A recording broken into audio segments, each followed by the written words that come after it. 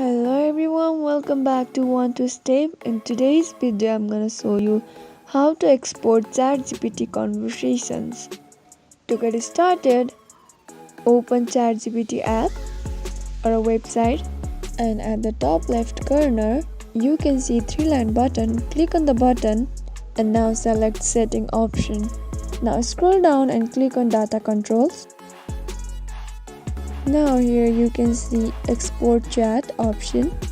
Click on the option and your data will be simply received in your Gmail account. So that is how easily you can export conversations in ChatGPT. If you found the video to be helpful, go ahead and subscribe to our channel and also press the notification bell so that you'll never miss another upcoming upload from us. I'll see you again in next video. Goodbye till then.